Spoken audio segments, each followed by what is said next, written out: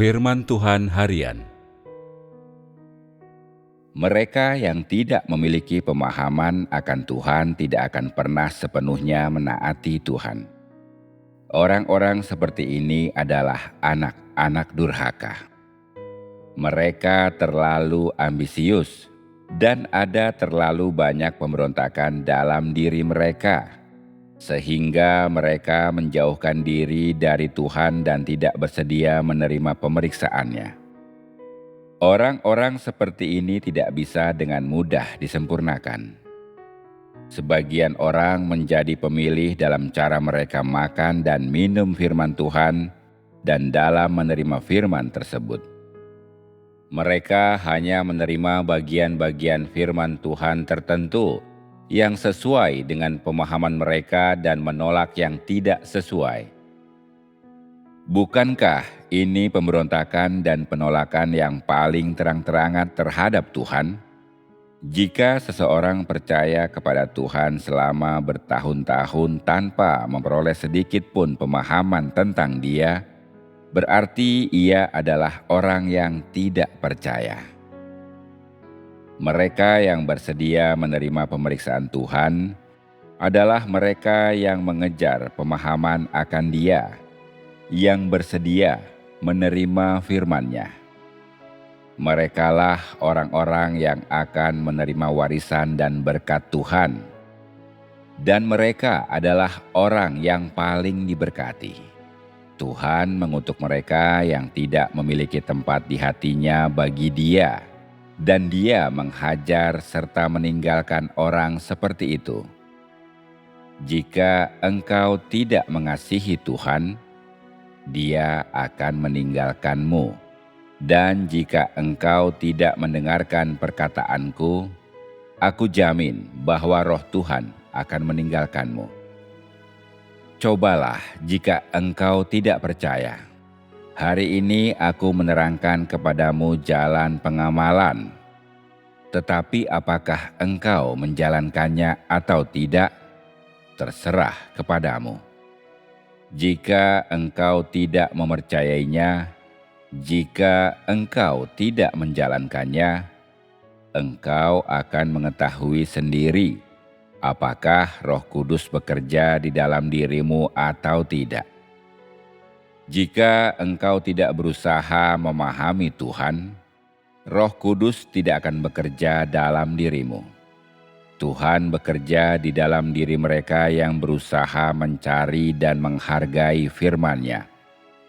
Semakin engkau menghargai firman Tuhan, semakin Roh-Nya akan bekerja di dalam dirimu. Semakin seseorang menghargai firman Tuhan, semakin besar kesempatannya untuk disempurnakan oleh Tuhan. Tuhan menyempurnakan mereka yang sungguh-sungguh mengasihinya, dan Dia menyempurnakan mereka yang hatinya damai di hadapan-Nya. Menghargai semua pekerjaan Tuhan, menghargai pencerahan Tuhan, menghargai hadirat Tuhan, menghargai pemeliharaan dan perlindungan Tuhan, menghargai bagaimana firman Tuhan menjadi realitas dan pemeliharaan dalam hidupmu. Semua ini paling menyenangkan hati Tuhan. Jika engkau menghargai pekerjaan Tuhan, yakni jika engkau menghargai semua pekerjaan yang telah Tuhan lakukan untukmu, Dia akan memberkatimu dan menjadikan semua milikmu berlipat ganda. Jika engkau tidak menghargai firman Tuhan, Dia tidak akan bekerja bagimu, tetapi Dia hanya akan memberimu sedikit rahmat-Nya karena imanmu, atau memberkatimu dengan sedikit kekayaan dan sedikit keselamatan untuk keluargamu. Engkau harus berusaha menjadikan firman Tuhan realitas hidupmu, serta mampu memuaskan Dia dan memperkenan hati-Nya. Engkau tidak semestinya hanya berusaha menikmati rahmat-Nya.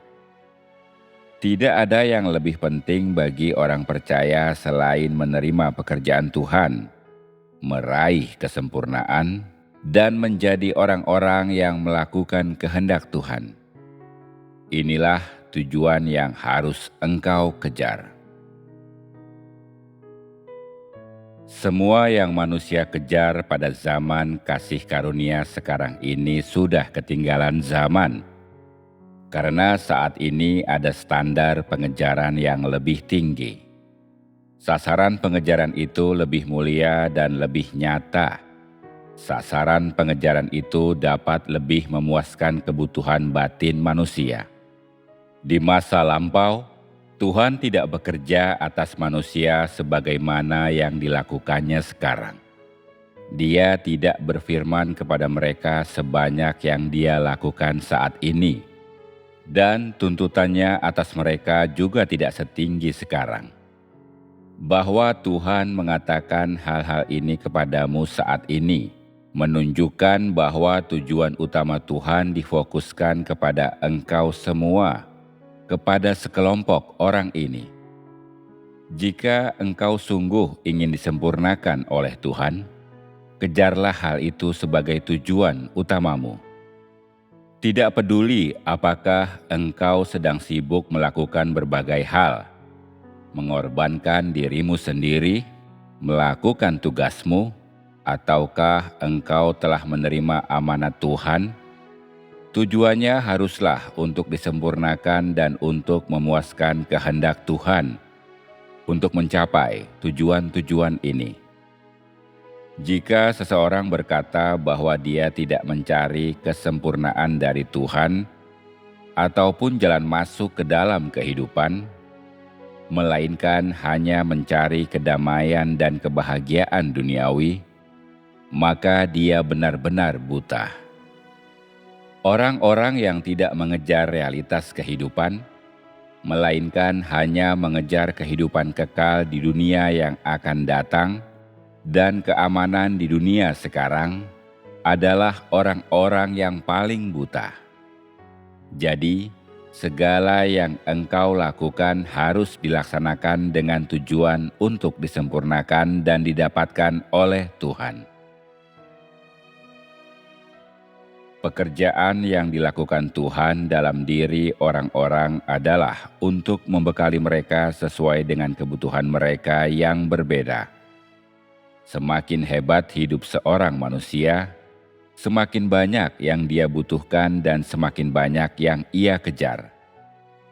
Jika pada tahap ini engkau tidak memiliki tujuan apapun, hal ini membuktikan bahwa Roh Kudus telah meninggalkanmu.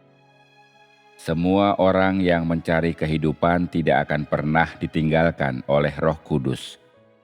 Mereka selalu mencari dan selalu memiliki kerinduan dalam hati mereka. Orang-orang seperti ini tidak pernah puas dengan keadaan mereka saat ini.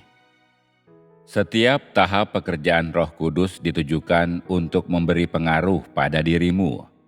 Tetapi jika engkau merasa puas, jika engkau tidak lagi memiliki kebutuhan, jika engkau tidak lagi menerima pekerjaan Roh Kudus, Dia akan meninggalkanmu. Orang-orang membutuhkan pemeriksaan dari Tuhan setiap hari. Mereka membutuhkan banyak pemeliharaan dari Tuhan setiap hari. Dapatkah orang-orang bertindak tanpa makan dan minum firman Tuhan tiap hari? Jika seseorang selalu merasa tidak cukup makan dan minum firman Tuhan, jika dia selalu mencarinya, serta merasa lapar dan haus akan firman-Nya, Roh Kudus akan selalu bekerja dalam diri mereka. Semakin seseorang rindu, semakin banyak hal nyata dapat timbul dari persekutuannya.